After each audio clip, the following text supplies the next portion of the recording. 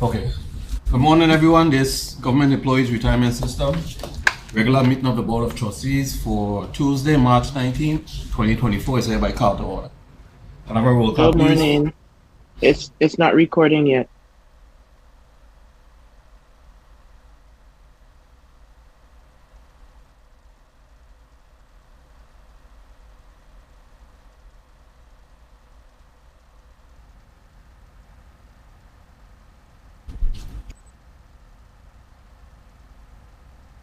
Moses? Okay. Recording in progress.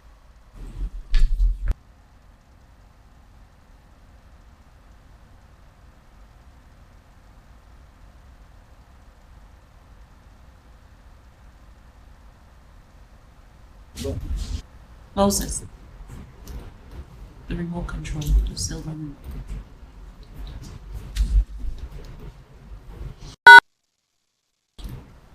All right. Can I have a roll call, please, Mr. Administrator? Yes, good morning. Trustee Nellen L. Bowery. Present. Trustee Bowery present. Trustee Andre T. Dorsey. Present. Trustee Dorsey present. Trustee Vincent G. Liger. Trustee Liger absent. Is he excused or? No, No. Tom doesn't be attending. Okay. Trustee Liger absent. Ex officio member Cindy Richardson. Member Richardson absent. Trustee Ronald E. Russell. Present. Trustee Russell present. Trustee Leona E. Smith. Trustee Leona E. Smith. Trustee Smith present. Trustee Dwayne A. Colwood. Present. Trustee Colwood present. Mr. Chairman, 5 present, 1 absent. Thank you. Do we have any comments and suggestions from retirees?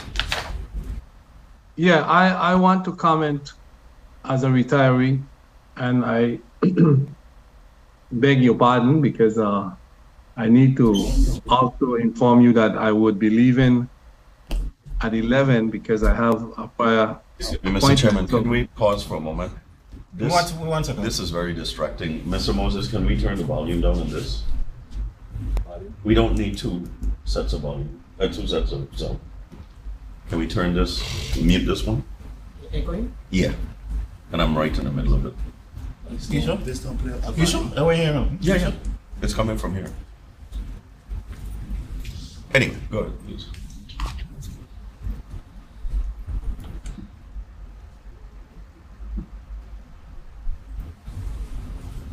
Proceed, Trustee Russell.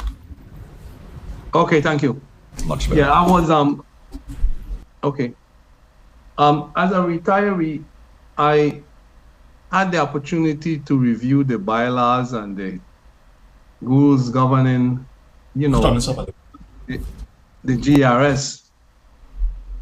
And I think serious structural changes are needed because it is, number one, that we have had, and no offense to anybody, but trustees on the board that's been serving a very long time, and the issue there is whether or not when you are appointed as a board a trustee, it's like a lifetime appointment.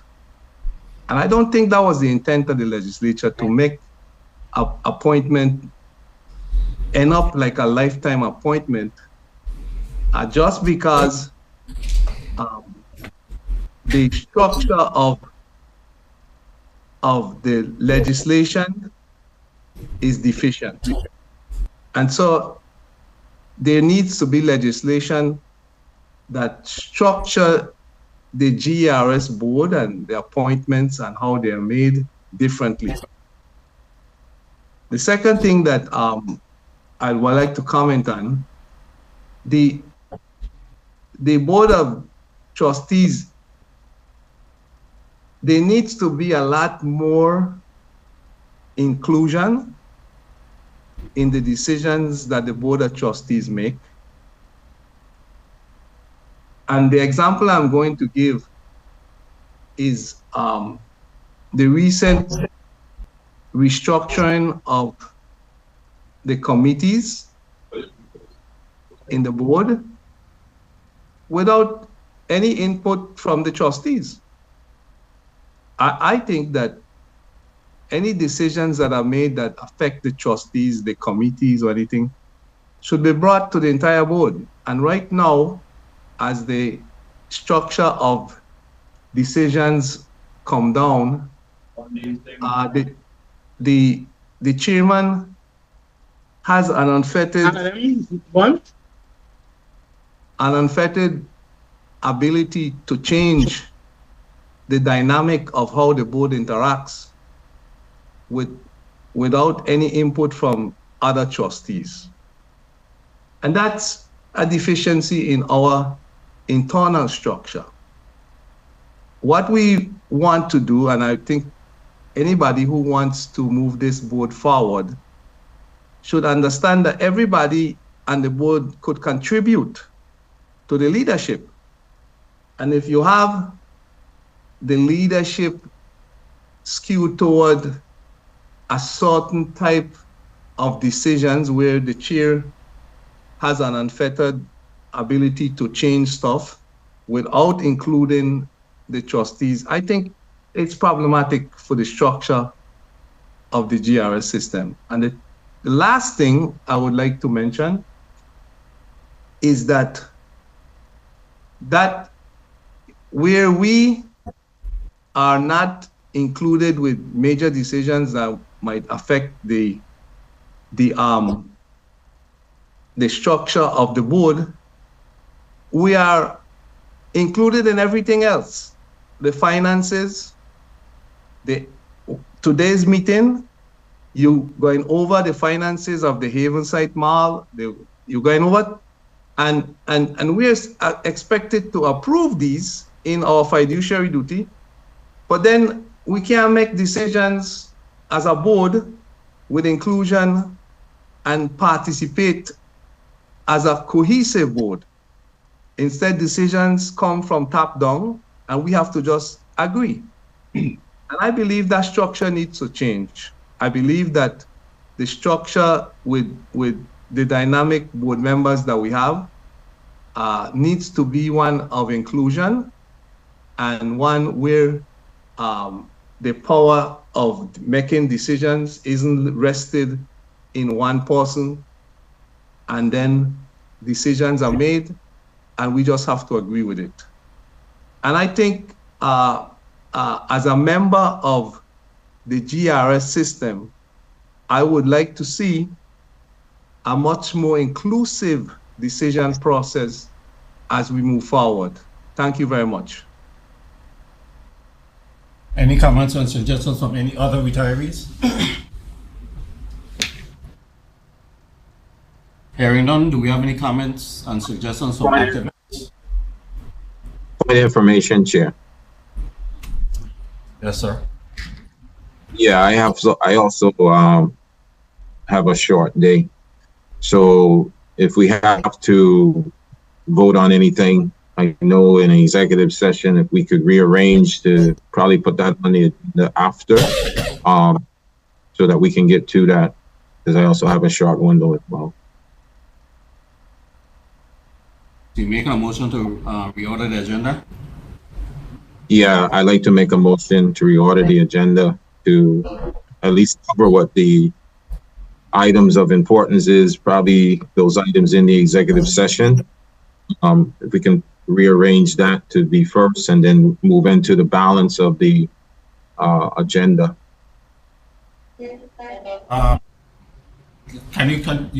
Can you amend your motion to go to executive session and then come out of executive session, we deal with the one regular business item?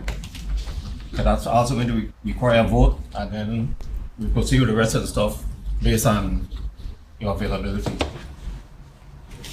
I would just say so move. Okay, do I have a second? Second. Second, Russell. Yeah, So to because consider I have that to leave only two. as a motion to reorder, placing the executive session first. Followed and by the one. The one open session Correct. item. Correct. So that was moved Moved by Trustee Dorsey, seconded by Russell.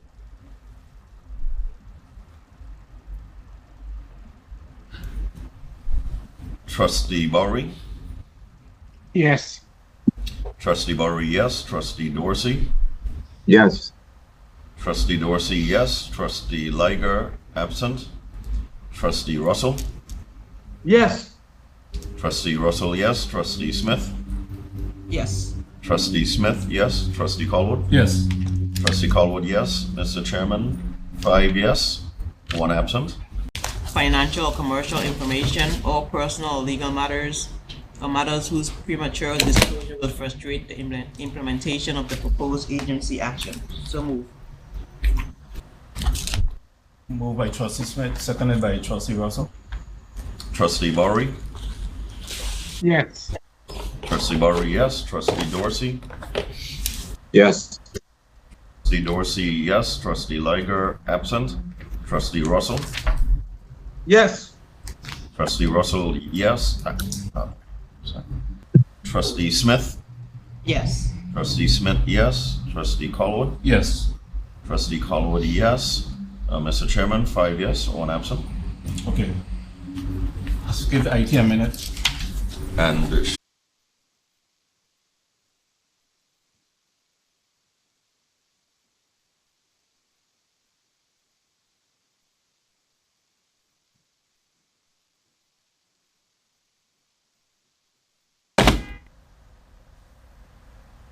Okay. All right. We're back on the record. We're out of executive session. During executive session, the board reviewed some medical review committee recommendations. So we're back into regular session. Item number 11A. Administrator. yes, Mr. Chairman. We have a motion, a resolution for the purchase of a, that is so distracting, that vehicle. Sorry. A 2024 Jeep Grand Cherokee that has been circulated. There are a number of whereas clauses. I don't know how you would like us to proceed. If will someone move the motion, or you like it read? Read it. Including the whereas clauses? Or the... Yeah. Okay, I'll speak over the vehicle that's that's beeping. It's appropriate because we're speaking about vehicles. Whereas... you mean you had it timed that way? Yeah. Whereas 4 vehicles owned by the GERS are or were over 10 years of age, and whereas those 4 vehicles are or were experiencing mechanical difficulties due to age, and whereas it is or was no longer cost effective to maintain those vehicles that exceed or exceeded their functional and economic life, and whereas in the exercise of fiscal prudence, it was determined that selling these 4 vehicles, 2 on St. Thomas and 2 on St. Croix, to partially fund the purchase of an appropriate new vehicle for the island of St. Thomas, since St. Croix would still have sufficient transportation available, while St. Thomas does not presently have sufficient transportation available. And whereas a net reduction of the GERS fleet by 3 aged vehicles would reduce maintenance and insurance costs, and whereas 2 vehicles have already been sold as follows: 2013 Chevy Equinox GERS 1 in St. Thomas for a price of $9,000, and a 2009 Chevy Silverado GERS 6 on St. Croix for a price of $10,000. And whereas 2 vehicles remain listed for sale as follows: a 2013 Chevy Equinox GERS 3 on St. Thomas, listed for sale at $7,000, and a 2013 Chevy Equinox GERS 2 on St. Croix, listed for sale at $8,500. And whereas the GRS has sourced a 2024 Jeep Grand Cherokee utility vehicle at an approximate cost of $60,000 to be an appropriate replacement for the island of St. Thomas, be it hereby resolved that in consideration of the $19,000 already raised from the sale of 2 vehicles as outlined above, and the continuing efforts to sell 2 more vehicles for a combined price of $15,500, the GRS Board of Trustees hereby grants the Administrator, CEO, authority to purchase 1 new vehicle for the island of St. Thomas at a cost of approximately $60,000 with a 10% margin should it be necessary. Mr. Chairman, that is the motion. Any trustees? I have a question. Go ahead. Why is this a board issue? Correct, I agree. We don't have it in the budget presently. It's not budgeted, so we wouldn't want to proceed without a authorization since it was not budgeted. So you're just looking at authorization. And it in the exceeds the budget. amount that the To amend the administrator. budget. Correct, and the administrator does not have, as I read it, that authority. So of course I will always err on the side of caution. What's the limit to your authority? You spend the limit. $30,000. You said 1 vehicle for St. Thomas? $30,000? Oh, okay. Oh, that was Trustee Liger. Trustee Liger is As I present. told you. Yeah. No. I was just commenting on the limit for the administrator to 30,000. It's raised to 50. Yeah, I want to comment. I like that change, Mr. Dawson. I like you including the Board of Trustees with major decisions. And the whereas clause is really explained. And so I'm gonna make my motion to approve it. But I like the fact that you come out in the open with what's being done, and people, the public, could be apprised of what's happening. So I like that a lot. So when the time comes, I could make the motion to approve your resolution. Thank you, Trustee Russell. I support that. Just to be clear, I'm sorry, Mr. Legger. You That's finished? all. Go ahead. Just to be clear, we are selling 4 and buying 1. Yes, Trustee Bowery. Mr. Chairman, you want me to make the motion? Sure. Yes. You want to make the motion that we approve the resolution just read into the record by our CEO, Dawson. I so move. Second. Moved by Russell, seconded by Smith. Roll call, please. Yes, Mr. Chairman. Trustee Bowery. Yes. Trustee Bowery, yes. Trustee Dorsey. Yes. Trustee Dorsey, yes. Trustee Liger. Yes. Trustee Liger, yes. And I will reflect the record to note that Trustee Liger is now Join us. present. Yes. Trustee Russell. Yes. Trustee Russell, yes. Trustee Smith. Yes. Trustee Smith, yes. Trustee Colwood. Yes. Trustee Colwood, yes. Mr. Chairman, 6 yea. Thank you. Okay, let's. Only comment, I thought it would have been a Ford instead. That would have been a 40. A Ford. Oh, once is by American, so Jeep is American. I know. I'm only kidding. Okay, now let's move back up to item number 5 on the agenda, communications and correspondences.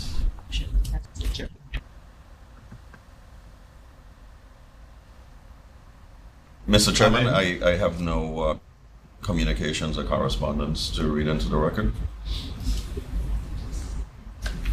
Okay, next item up, the chairman's report on February 28th and 29th, along with the administrator and a couple of senior staff. We met with Vitec regarding the V3 migration and some other matters.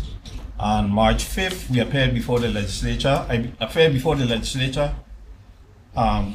The Committee on Budget, Appropriations and Finance to testify on Bill number 35-0196. That concludes my report. What bill is that, Mr. Chair? 35-0196. That was the one regarding the loan program and also the liability cap for the GRS. Okay. Mr. Chairman, that what you said, VTech? Right. VTech, is that the upgrade to our system regarding technology? Yes, sir. Or how far along are we with that? That's been around a while. That's fine.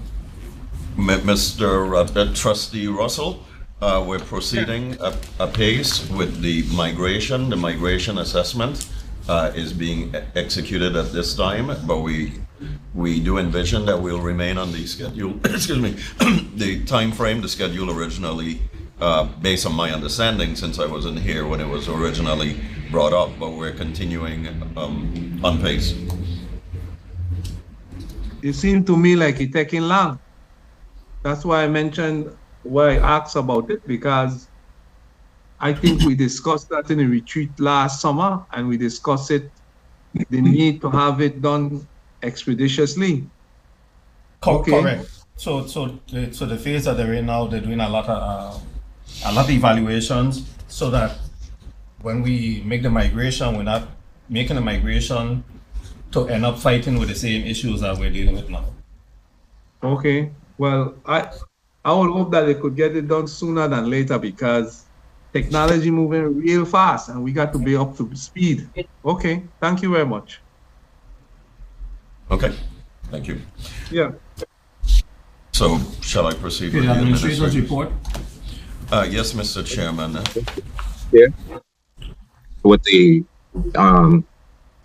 VITEC, does this have anything to do with the loan program, doing the applications online? No, Trustee Dorsey. Okay. Thank you. You're welcome, sir.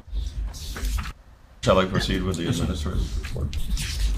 As usual, I begin with an overview of various meetings, presentations, and appearances.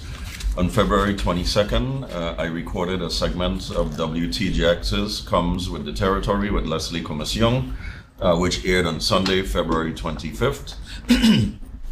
On February 28th and 29th, as indicated by the chairman, I too participated in meetings with VITEC regarding B3 migration and other matters. On March 5th, I appeared at the Legislative Committee on Budget, Appropriation and Finance to testify on Bill 350196 along with the chairman and our acting general counsel. On March 6th, I attended the Board of Trustees Development Committee meeting chaired by Trustee Russell. On March 7th, I participated in the Havenside project review with the company Ideas. On March 8th, I conducted an all-staff meeting, and I must indicate that it was an excellent meeting with full engagement by the staff, and I think it was enjoyed and appreciated by all. On March 11th, I addressed GRUF, Government Retirees United for Fairness, at their quarterly meeting, and presented them with a plaque to commemorate their 10th anniversary. That was also a very well attended and engaged meeting, and it was good to see the members of GRUF, including its chairman, Ms. Helen Hart. On March 14th, I participated in a personal loans restart planning meeting, VITEC update meeting, Havenside Mall update meeting as well. I would indicate with regards to the loan restart planning meeting that we do intend at this time to be issuing a press release on or about April 8th with details of the program to members of the public who are interested. On March 19th, which is today, I will be a guest on WSDA's Ideas and Issues radio program and look forward to that. I'll go through the usual reports in terms of member services. So far in 2023, we received 284 applications for retirement, of which 206 have been processed, with 78 remaining. That's a 73% completion rate. For 2024, we have received 57 thus far, and approximately 2% of those have been processed. Of course, it's a process that involves receiving documents from various sources. So we anticipate that that number will be steadily, or the percentage completion will be steadily increasing. There are presently 141 applications for retirement that are in process. Contributions processing in terms of refunds and death benefits. We have paid out refunds totaling 281 refunds, totaling $3.5 million, and there are 57 cases pending. Death benefits, we processed 22 death benefit payments, totaling $1,187,793, and there are 34 cases pending. Excuse me. Annuity payments, in terms of the number of retirees that we have presently, there are 8,781 retirees on the retiree payroll. So far through March 15th for the fiscal year, we've paid out $123,093,291.36. The number of retirees added to the payroll for the fiscal year thus far, 155. The number of retirees added to the payroll on March 15th, 2024 was 20. The number of retirees that we're expecting to place on the payroll from March 28th is 19, and the number of retirees deleted from the payroll from October 1st through March 15th is 134. As of March 15th, the gross retiree payroll approximates $11,222,000.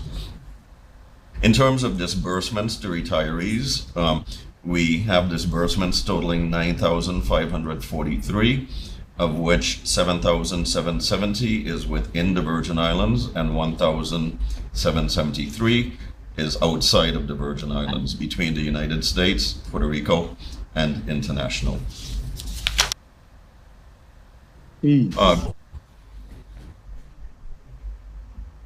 Was there a question?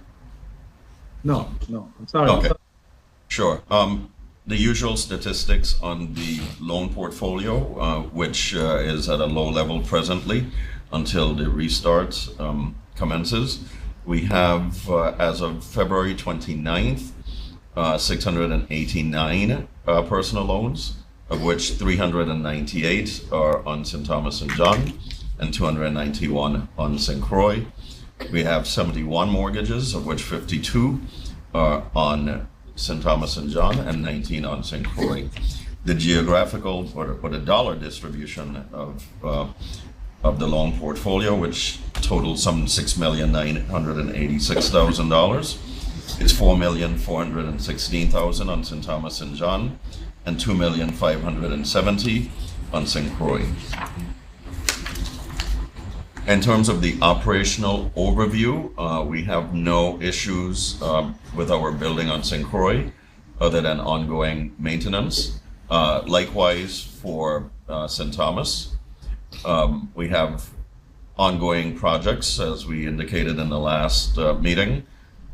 Work proceeds on the GERS main generator, which is about 75% complete. As everyone can see who drives by, the hotel development proceeds apace at Havenside Mall.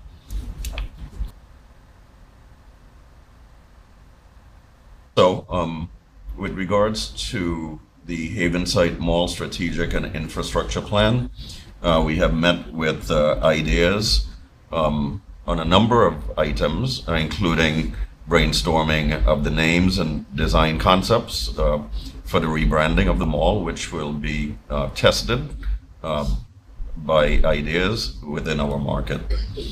Havenside Mall waterline replacement and rehabilitation is continuing.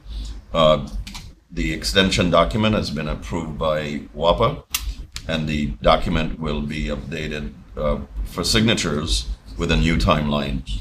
The company completed underground GPR, and Ellipse will continue the waterline design. If there are any detailed questions with regards to the Haven site waterline replacement, I would defer to our operations chief operations officer, who has been working intimately with Haven site staff on that project.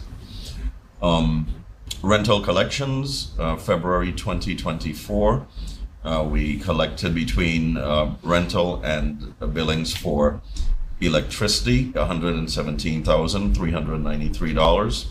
Total year to date, we've collected some $636,692, and we do have some arrearages that we'll detail further in my report.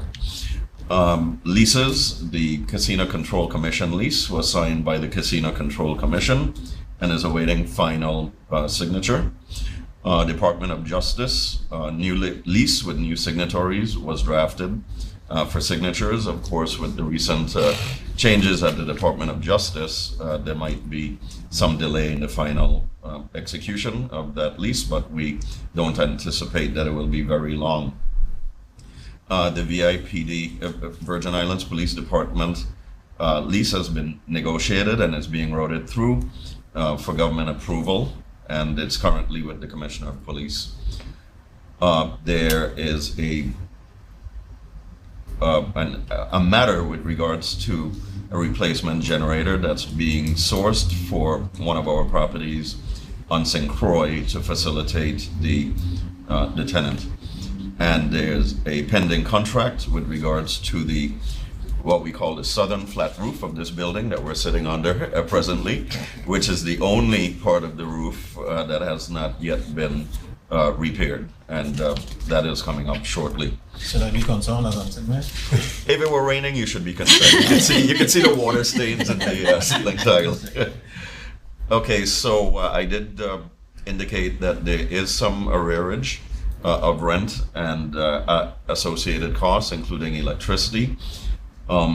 Right now, the rental arrearage proper is $101,568, and the electrical arrearage is. Advance the slide. Advance the slide. I'm sorry, what did he say? Oh, you're asking the slide, but it's Oh, there. oh, okay. No. Scan to. Oh, there you go. There you go. Right, and the electrical arrearage is $76,000. We leading the pack is the Department of Justice. Now there might have been, I think, Ms. Clendenin, some recent update to this number. Yes. Would you care to share that, please? The Department of Justice number remains the same.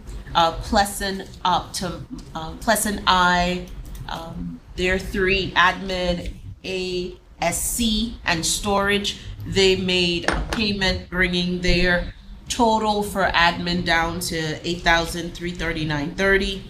The total for the storage unit down to $626, and their total for ASC down to $9,136.28. So there's been some progress Yes. there as well. Of course, we keep the pressure on all of our tenants, both public and private tenants, because as I have told our operating officer, we are not a bank, and if anybody needs financing, they ought to seek it from a bank and not from us. We're not going to carry receivables for any extensive period of time. Is that issuing loans if you think?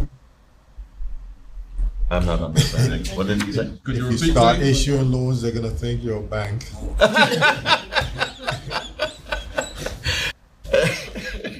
Good one, trustee. Trustee Barry. I have a quick question with Pleasant. Over the period I've been on this board, they have always been up to date. It's always been zero in that column. Is there a dispute or something? Or?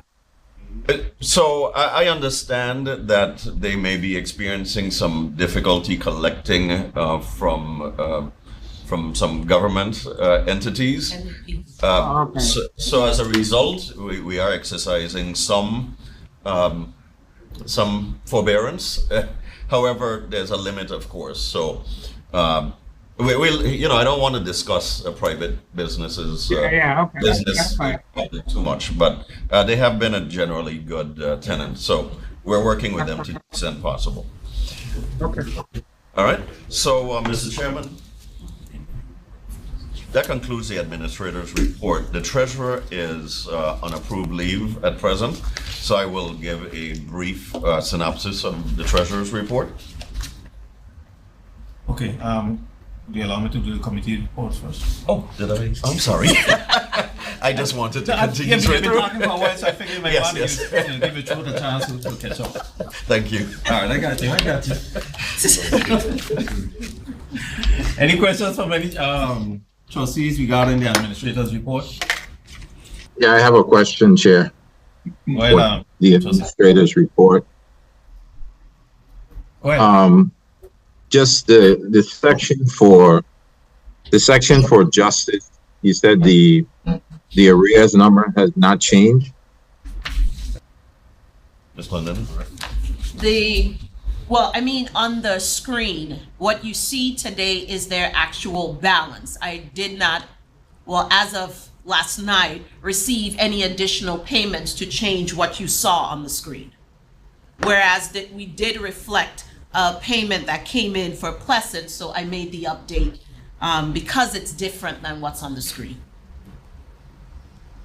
Okay, so CEO, prior to you coming on, there were recommendations that any new leases, definitely for government, be dealt with differently. So in the new lease you propose for public safety, do you have anything in there to assist the system in terms of collections? Did you put any of those points in which Attorney Myers as well as Ms. Clendenin would know about, because we had those discussions that we would try to do something different going forward? So was any of that put into the new lease? Attorney Myers? This is so that, as you just stated, we wouldn't be carrying the load. If I do not believe that that particular section was placed in the lease. I believe that there was discussion about having a particular fund set up so that the money would go in that particular fund and we would be able to draw from that fund if need be. That was not placed in the lease, sir. So why did you guys not put that in the lease, since we discussed it? We discussed it as a board. Why was it not placed? Since I wasn't here when that discussion that you referred to was had, I'm going to ask for clarification on that matter, Attorney Myers. Yes, I believe there was a discussion involving setting up funds setting up a particular fund for the governmental tenants, the Department of Personnel and the Department of Justice. And we would be able to tap into those funds to receive our lease payments, our rental payments. So it sounds to me that that would really be an agreement or an arrangement with the government proper, and not something that could be encapsulated within a lease with the discrete entity, in this case, the police department, and any other individual government agency. That is correct. Yep. Attorney Williams, is that comment correct? Pause. Let me allow the COO to weigh in, because this comes up every single meeting for the last 4 or 5 months. Good morning again. Yes, we had this conversation, if it's not the last board meeting, the board meeting right before, Board. as as we were discussing justice. And Mr. Dawson at that time explained about how the government finances, him being the commissioner of finance before it works. What is different about the new leases that's being signed, Justice doesn't have the new leases yet, is before any new leases signed, again, different than what we did in the past, the property and procurement, because the landlords have been expressing such dismay at not being able to be paid timely, or government entities signing leases, they truly don't have any money to pay. Property and procurement recently implemented a new process. So therefore, you would have to get a purchase order securing the money to draw down from in order to pay. That was not the case prior to the recent leases. Department of Justice is under the old lease. We're in the process of getting a new lease signed. If you look in the reports to the board, through the administrator's report we've had in the past, it'll say leases waiting for PO information in order to execute. That means that property and procurement is keeping up their bargain of not allowing government entities to sign these leases without being able to prove that they can pay it. What we're experiencing now is a cash flow issue that's not unique to the GERS in the government coffers, and not that, you know, they're not willing to pay. That's what was explained last time, Trustee Dorsey. So going forward, yes, we have with the property and procurement set up something different. But no matter what you set up, if a cash flow is the issue, even though I have a PO, the cash flow is the issue. So does the new lease for public safety, that really is the point today? We understand we're on an old lease, so we know that wouldn't qualify. But on the new lease with public safety, Ms. Clendenin, is that in the new lease with public safety? That's what the point is. Yes. It's a new standard. It's a new standard for them. So these new leases, that's, well, VIPD, that's sitting on their commissioner's desk for signature. Yes, it cannot be executed without that PO that deems they can pay for the entire year. They do it every year. They renew it every year, that they can pay for the space that they're renting. And what would happen in a situation like the government is currently in now, where they have a cash flow crisis? The payments to us will slow, but the government will pay as the cash becomes available because they have an executed PO. I just wanted that to be on the record. Thank you. So Attorney Williams, what I requested before was a direct payment where finance would be cutting that portion out of their budget process, and that would be coming directly to the GERS. So that is a little different than what is being said today. I mean, it's a start, but that's not, the original thought was something coming as part of the budget process. The allotment would come directly to the GERS and not to that agency. So Attorney Williams, isn't that a little different than what was proposed by Trustee Dorsey at the time when I was discussing that? Or is it the same thing? I think, as you've indicated, it is different. I mean, there was a lot of discussion about a lot of different options. What Ms. Clendenin explained is, I assume, what the current process is relative to the government. I think you wanted more than what's in the current lease provision and the way those leases are implemented. I don't recall, I would have to go back and look at notes to see whether or not there was a motion to adopt what you were recommending. If in fact something like that was adopted, then GRS should be bound to include that language in the lease provision. If there's no motion, it may be something that you may want to formalize as we go forward, because if that is the wishes of the trustees, then that's what the system will have to do. Whether the tenants are agreeable to the language is a different question, but I assume GRS staff would have to at least put in the lease whatever directive the board gives them as relates to that issue.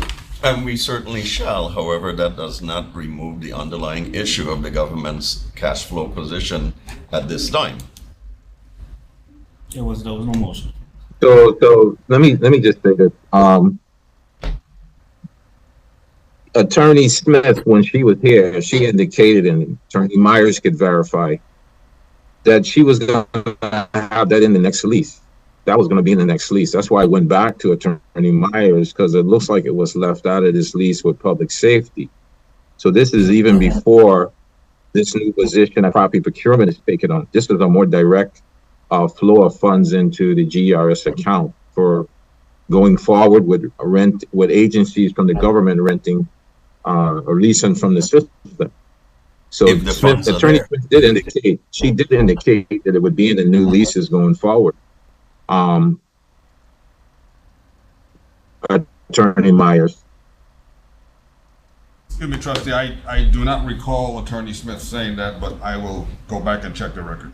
She didn't. Yeah, she said it would be in there. She did say that. If you go back, it's right there. She said she couldn't put it in the current lease as Clendenin Gums just indicated, because it's a current lease, but going forward, we would put that in. Going forward. So just so I am clear, not clear understand what is it we wanted to put in the lease? What was the question? Sorry. What is it you're saying you wanted to put in the lease? I mean, what is it you're proposing to put in the lease? Attorney Smith indicated when I mentioned it, this was way back, some meetings back when Mr. Nives was still here. We had this same issue for a while, for a minute, with the arrears. And then I asked if we could just, during the budget process, if that could be cut out, the portion that's supposed to come to the system. And I was told at the time they couldn't do it in the middle of a contract, but any new contracts, that language would be put in the contract, so we wouldn't be kind of floating the rent for these two particular agencies at the time, which was the Department of Justice and the Division of Personnel. So now that we have a public safety contract getting ready to come, and now we have another hiccup with cash flow. It's just the government normally has a cash flow issue. I think that's just part of how it operates. If something could be cut directly from the budget process, directed to the GERS, and Attorney Smith said in the new contract, they would add that language in the new contract. So this is a new contract with public safety. So I wanted to know if it was put in or not. And apparently what Attorney Myers was saying, it wasn't put in. And this was before the new CEO. So he really wouldn't know. But the people around him know. And they didn't make sure it got in. They just saying something that property and procurement came up with the PO. So you're asking that the legislature appropriates directly to thing? I mean, I'm not sure I'm following. I mean, you could ask for what you want at least. I don't know if any department could sign a lease that says the legislature has to appropriate the money directly to GRs. Exactly. Well, there were other situations where that has happened, where the Senate did do that. In our case, that was brought up before. So I was waiting for Attorney Smith to bring whatever language that needed to be forward to us to forward to the Senate, as if that was going to be the approach. But Attorney Smith at the time, if you go back in the minutes, said that they will be putting something in there. I was talking about just getting some kind of deposit to draw down from, right? So I guess the language today now is a PO from property and procurement. So that's something different. It's a step in the right direction, but it's just something different than what I was saying. So that's why I was asking Attorney Williams if he remembers, but he said still different than what would be a direct payment. So if it has to be done by the Senate, then I guess that's the way we need to go, or one of the ways we could look at as an option. I guess we'll see how this works out. It's just that I was just trying to see how we could lower the figure or put the figure 0. So I don't know anything else more than that. I thought it would have been in the new lease, so I was really looking for that language in the new. Okay.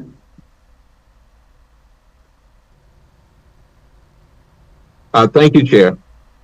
You're welcome. All right. Committee reports. Yeah, okay. I'd like to make my committee report now because I have to leave, Mr. Chairman. But I will give that Go right ahead. Okay. Okay, thank you. Good morning to the trustees and good morning to the public. We had a committee meeting on October, wow, March 6th. And that meeting was scheduled originally to have Senator Gittin address us regarding the development of both properties on St. Croix and St. Thomas. But Senator Gittins couldn't make it. And so we had a meeting nonetheless. And I reported to the committee that Senator Gittins has developers who are interested in our projects on both St. Thomas and St. Croix. And Senator Gittins would get back to me when he could have his developers attend the meeting. Additionally, I spoke to Mr. Biggs, and we were awaiting Mr. Biggs' developers. We have some developers too, to make a presentation to the development committee. And I'm not sure how that's going to proceed now, but we also discussed the travel policy. We discussed it at length. And I informed everybody there that I think changes should be made with the travel policy because going to the sea trade, I think, is an important function of the fiduciary duty of any board member. But, you know, my request was denied. So we discussed that. And then last in development committee, we sort of got an overview of, I gave an overview of some research I did regarding retirement communities in the various states, because there's some really, really good retirement communities that exist in Georgia, Florida, Alabama, and I found out later, Massachusetts and Texas.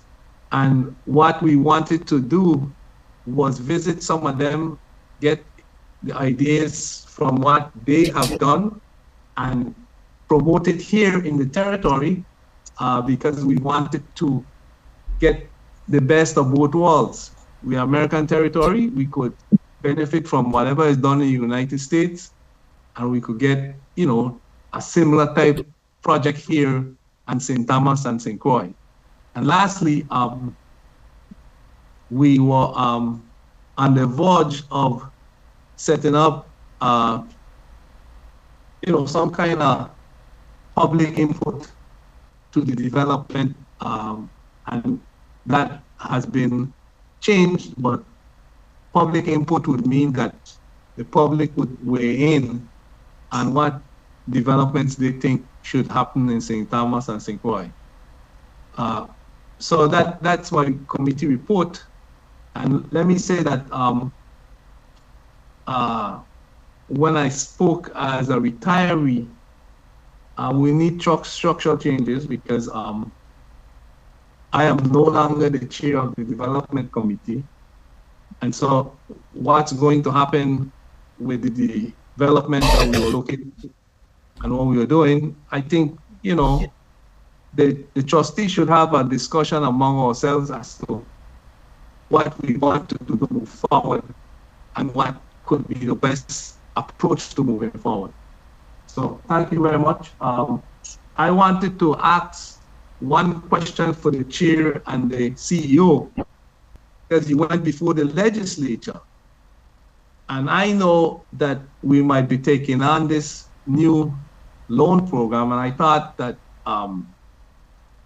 was there an attempt to get our administrative costs reimburse from the legislature the $15 million or any other input from the legislature regarding the finances for the new loan program, Mr. Chair and Mr. CEO, because you testified. So I'm wondering if you brought that up so that the senators could be apprised of the challenges financially starting the loan program. So No. I'd like to hear what the chair. No, you didn't? Okay. Okay. Well, Mr. CEO, when you go on the radio, I hope I mentioned that the community has to be involved, and you know, we all pay taxes, and the GRS might need some money for the administrative costs for doing this loan program, and you could apprise the public. So I hope that we could do that at some near future, where we, as the system, go to the legislature and say, oh, we need some money to do this loan program properly. Okay, thank you, Mr. Chair. I have to leave, okay? And I mentioned it early, but thank you for giving me the time to give my committee report. And I have to leave now, okay? Thank you. Welcome, sir. All right, any other committees? I don't think there were any other committee meetings. Okay, Treasurer's report? Yes, Mr. Chairman. I do believe, at least earlier, we had Ms. Yusela Ostry, our accounting manager, on standby and on the line. I don't know if she rejoined after the executive session, but I was planning to deliver the treasurer's report anyway. So I'll direct your attention to the report for the month ending February 29th, 2024.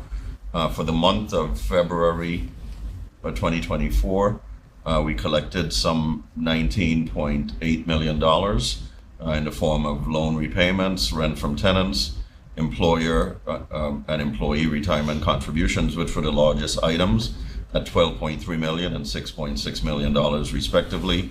Minor parking fees and miscellaneous income for a total of $19,774,823. Fiscal year to date, we have collected $188,344,959. With disbursements fiscal year to date of $124,872,123 for a net cash surplus of $63,472,836. On the next slide, you would see our loan disbursements, which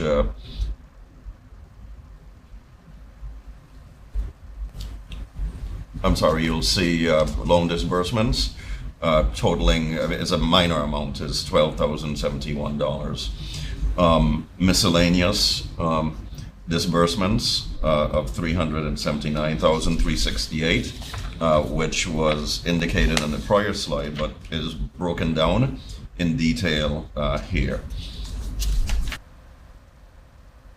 Administrative expenses, likewise, are doing quite well. We're doing well on administrative expenses. There's a footnote on slide, there's no number, but the first slide of the treasurer's report, which shows that administrative expenses as of February 29th totaled $6,027,957, or 26% of budget. If we were to do a straight line calculation, by that point in the fiscal year, we should have been at 42%. So we're under budget in terms of our expenses, which is something that we try to impose good fiscal discipline and not only remaining within the budget, but remaining well within the budget.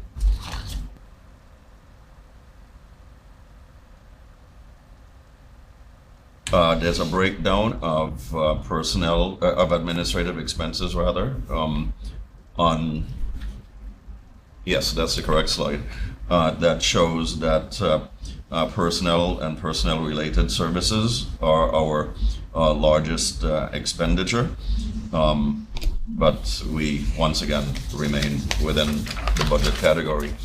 As far as the Havenside Mall is concerned, you'll note this report, we have both the cash basis and the accrual basis of presentations. So looking at the collections versus outlays for fiscal year to date, we have, well, in February of 2024, rather, we collected $435,888 in rents, and our disbursements were $415,685. So we had a net cash surplus in February of $20,203. And year to date, we have collected $2,249,501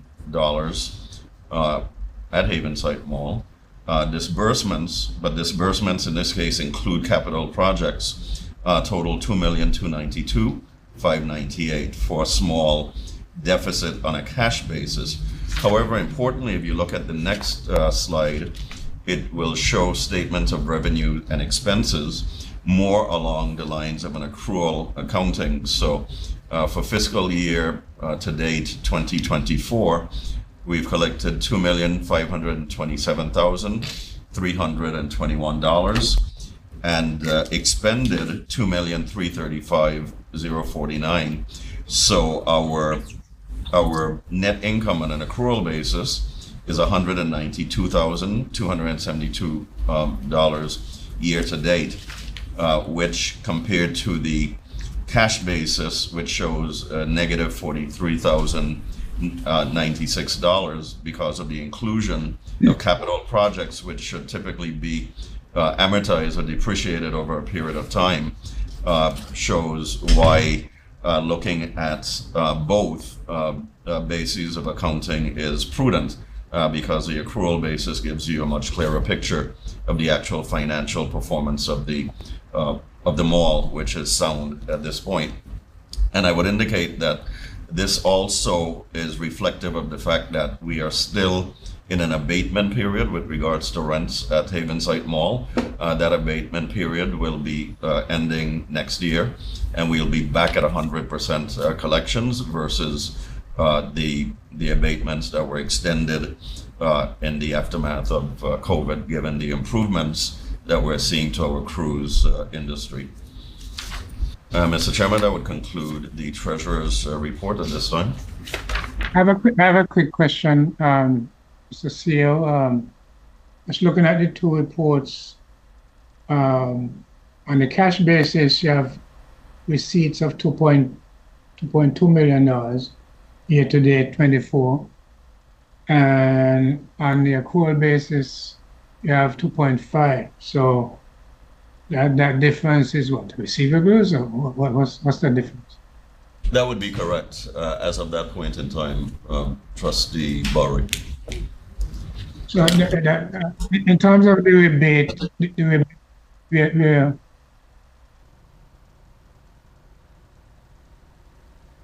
how are we treating the rebate amount? Reduction? It is a reduction in the amount of rent that is due. Okay. But once again, that per the board's arrangement and agreement, that comes to an end within the year.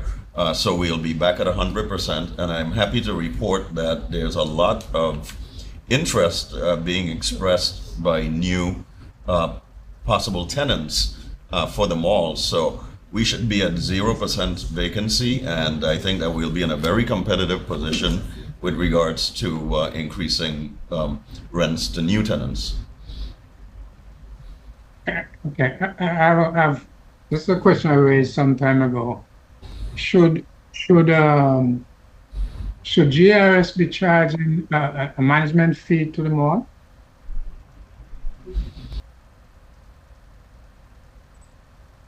I think it's worth discussing. Ms. Clendenin, yeah, I saw you mouthing something. I think we had a discussion in last budget cycle where we accounted for a percentage of our time, all the support staff. So what I'm hearing is that there's some cost accounting that will be done to see that the GRS recoups at least the financial value of the time spent by GRS staff, I guess including myself from Havenside Mall, but that's all internal, that's all cost accounting, because at the end of the day, we hold the asset 100%. So, but your point is understood, well taken, and we will be, we're in the process of beginning the budget planning cycle for fiscal year 2025, which will be my first cycle as the CEO administrator. So we will definitely take that into account as we proceed to develop the 2025 budget. Okay, so because it has not been clear in my mind how the system gets any credit for not just managing the mall, but the success of the mall. I mean, the mall is, in our financial statements, the mall is listed as part of our asset base, right? Yes, sir. And so the success of the mall would be reflected in the value of the mall. That's the value that's reflected on our books for the mall. Is that? Yes, that's actually what I was going to point out, that I think that the way that we're ultimately compensated, in addition to any administrative fees that we might receive, would be if we have so improved the mall that the next time we have it valued, it has at the very least sustained its value or even increased in value. Okay. All right, thanks. You're welcome, sir. Any other questions for? I just have one, just a little clarification. How many vacancies do you have out there at the mall right now? We have some due to the displacement of the warehouse demolition. So in building 3, well, technically it's not even vacant where people are in those spaces, but do you have that figure handy? I think it's approximately 8 total in all buildings. Yep. Not all of which are actually in rentable condition, particularly in building 3 with some of the work being done there. You mentioned that there's some inquiries, you're getting some inquiries about rental spaces over there. Do you get a sense that the fact that the hotel is coming is driving any of this? It doesn't hurt. It truly doesn't, because there's really a palpable sense of excitement about the new hotel development at the mall, as well as some of the other things that we're doing internally. So it certainly would be a factor. Okay. So does that mean that we could increase the rent or lease fees or rental? Well, we can't increase rents in existing leases, but as we enter into new leases, we will certainly maximize the rent that we're going to drive a hard bargain. Let's put it that way with new applicants. Okay. Okay. Can I get a motion to accept the? Chair, I had a point. Chair. Go ahead, Dawson. Yeah. Again, prior to the new CEO coming on. Prior to the new CEO coming on, we did mention about a mall manager, someone with expertise in the area. Was there any more discussion on that particular item? Yes, Trustee Dorsey. We, as you know, are working with our consultant, Ideas. As a matter of fact, I'm going to have a meeting probably by the end of this month is next week, but early April, where we're going to have a presentation to the Oversight Committee of the progress made with Ideas, and we'll also have them at our retreat in July so that they can give the entire board an update.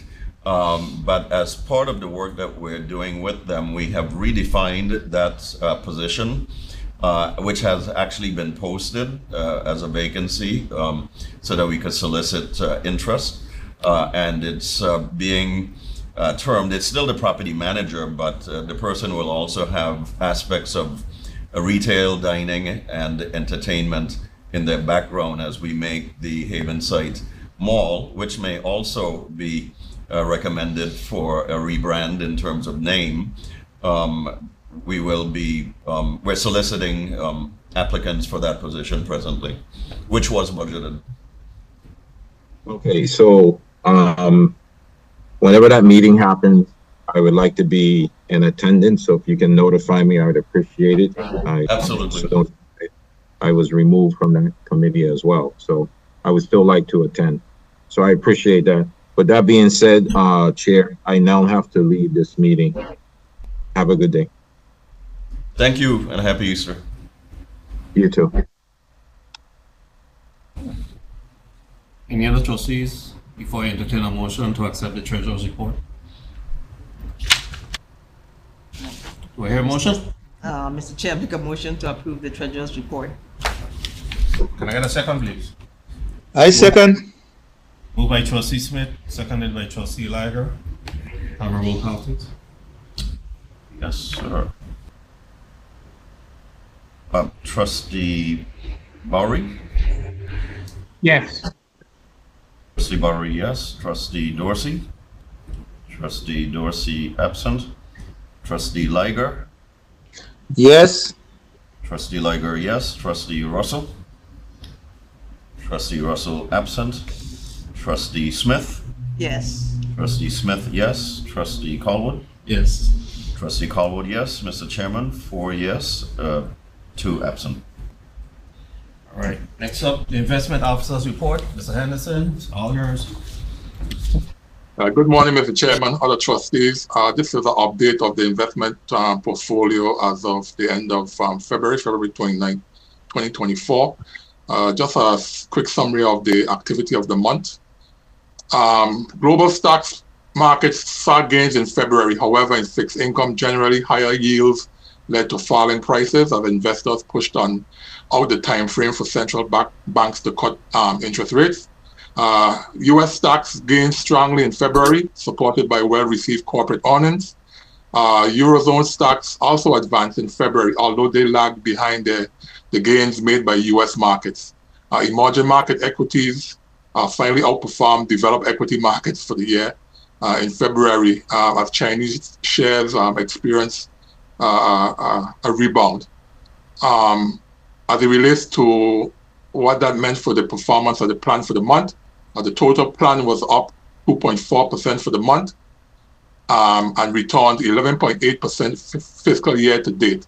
I'd like to remind the trustees that these performance numbers also include some of our local assets, Havenside and our properties. Total domestic equity returns. Could I interrupt you? I'm sorry. What's the difference between fiscal year to date and year to date? Year to date would be calendar year to date, so that would be from January. Oh, okay. Good. Yeah, I'm going. Yeah, go ahead. Total domestic equity was up 5.4%. Our total international equity portfolio total returned 2.8%. The developed market equity portion was up 1.9%. Emerging market had a strong month, was up 4.8%. Our total domestic fixed income portfolio return was down slightly, 0.6%. Investment grade was down about 1.4%. Our TIPS portfolio was down 1.4%. and our high yield bonds returned 0.3%. Our total alternatives returned 0.3%. As it relates to the cash flow for the month, we ended the month at approximately $542.5 million. And we raised no funds in the month of February. So if you look at the record of asset growth, we began the month at approximately $529.8 million. We had a net cash flow of $28,000, which was $28,000 we paid in investment management fees. We had income of about $108,000. We had an unrealized gain in the portfolio of about $12.6 million. That brought us to that ending market value of $542.5 million. Fiscal year to date, we began the fiscal year at $413.5 million approximately. We had a net cash flow of about $68.9 million. Of course, that fiscal net cash flow does include the funding note proceeds we received in October. Income, fiscal year to date, $550,000. Fiscal year to date, we've seen appreciation in the portfolio of about $59.5 million. That brought us to the ending market value of $542.5 million as of February 29th, 2024. I mentioned we paid $28,000 for the month in investment management fees. Calendar year to date, we've paid about $83,000. And fiscal year to date, we've paid about $186,000 in fees. Securities lending, month to date, we've collected about $2,400. Fiscal year to date, we've collected about $17,100. And all those proceeds were reinvested in their respective funds. If you look at the asset allocation market values, domestic equity carries about the bulk of the value of about $216 million. International equity, about $95 million. Our domestic fixed income portfolio, about $142 million. Alternative assets, of course, this excludes the member loans on our office complexes, about $67.9 million currently. And we had cash on hand of about $21 million. So that brought total asset allocation for the month. Domestic equity was about 49%. International equity was about 14.9%. Domestic fixed income was about 22.3% of the portfolio. Alternative was about 10.7%, and our cash position was about 3.3%. Let me ask you a question. The alternative assets, $68 million. Is that where the mall is? Based on current valuation, and also including our properties. Yes, so the mall is part of that? Yes. Okay. Yes. So of that 67 or 68 million, 41 of that is mall? Correct. Okay. Okay. Mr. Chairman, trustee, that concludes my report. I'm sorry. Happy to answer any questions. Any other questions for the investment officer? No, Mr. Boris asked some tough questions sometimes. Show me how to. You've had yourself well so far, no problem. I would like to take note and celebrate that V curve that we have there. Yes, nice. It's nice to see that heading up. In the right direction. Well, so you're going to stocks and bonds market again? Okay, I have a motion to accept the investment officer's report. So move. Second. Okay, moved by Trustee Smith, seconded by Trustee Bowery. Have a roll call, please. Yes, Trustee Bowery. Yes. Trustee Bowery, yes. Trustee Dorsey, absent. Trustee Liger. Trustee Liger. Yes. Trustee Liger, yes. Trustee Russell. Trustee Russell, absent. Trustee Smith. Yes. Trustee Smith, yes. Trustee Colwood. Yes. Trustee Colwood, yes. Mr. Chairman, 4 yea, 2 absent. Thank you very much. Next item, privileges of the floor. Anyone? Okay. All right. Just like to wish the board and everyone a happy Easter season. Happy and blessed. Same to you. Thank you. Thank you. Thank you. Have a motion to adjourn. So move. Everybody else, okay, don't wanna move. Moved by Trustee Smith. Can I get a second? Second. Seconded by Trustee Barry. Roll call, please. Trustee Barry? Yes. Trustee Barry, yes. Trustee Dorsey, absent. Trustee Liger? Yes. Trustee Liger, yes. Trustee Russell, absent. Trustee Smith? Yes. Trustee Smith, yes. Trustee Colwood? Yes. Trustee Colwood, yes. Mr. Chair, 4 yea, 2 absent. All right, this meeting is hereby adjourned. Thank you very much, ladies and gentlemen. All right. All right. Bye, everybody. All right, bye. Okay. We'll be back and sing, right?